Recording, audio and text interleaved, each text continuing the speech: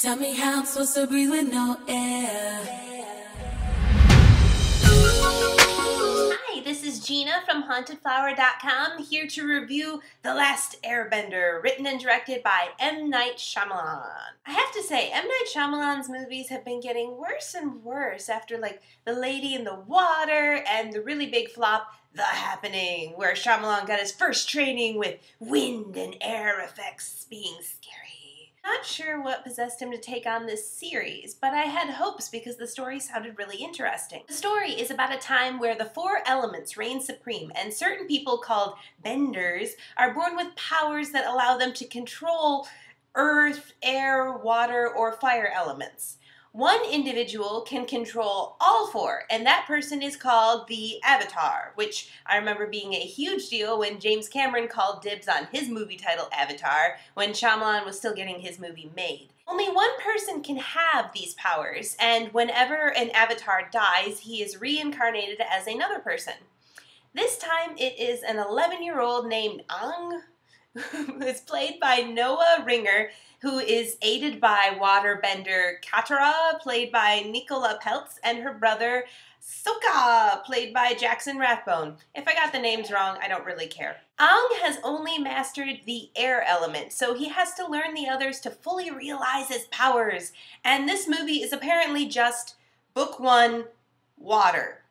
You can guess which one he's going to learn. A really epic movie like this with powers and kingdoms fighting each other would normally be so far up my alley, even if I'm not familiar with the source material, as in this case.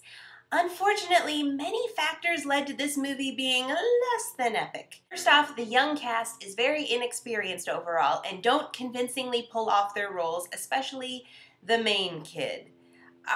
Maybe he's good at martial arts, but he is not good at acting. Dev Patel, whom I absolutely adored in Slumdog Millionaire, shows up here as the banished prince of the Fire Kingdom, which is at war with the Water and Earth nations, and has already destroyed the Air Kingdom, resulting in Aang being the last Airbender, of course.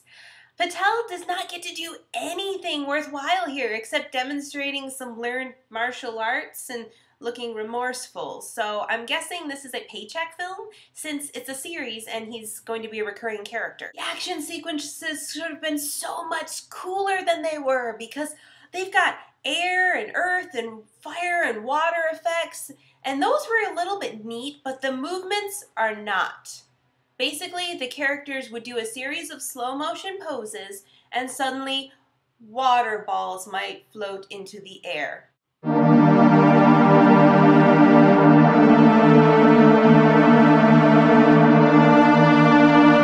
Yeah, was that awesome? No. The fight scenes felt so slow. 3D was not 3D, not even close. There is nothing special about the 3D, even with the possibilities of water and fire and a dragon maybe having a slight idea of coming out at the screen at you, but none of that happened. I wouldn't really waste your money here. Some little kids, you might get to pay attention for this film, but overall, it's just not very good with the acting or the fighting, unfortunately. If you like the story as I was intrigued by it, maybe you should go check out the source material instead, because that's what I'm thinking about doing. July 2nd is the contest deadline for the Predator Ultimate Hunter Edition on Blu-ray contest that is on my site for HauntedFlowerReviews.com. Go check it out and enter. There's still time to do it. And keep checking back at my site for more contests because I have them going on all the time. And don't forget to subscribe to me on iTunes. Just look for Haunted Flower Reviews. Thank you so much for watching. See you next time. Shameless plug! Don't forget to see all of my reviews and videos of me on the Rotten Tomatoes show at HauntedFlowerReviews.com. Also check out our store, HauntedFlower.com, the web's best source for fantastic apparel.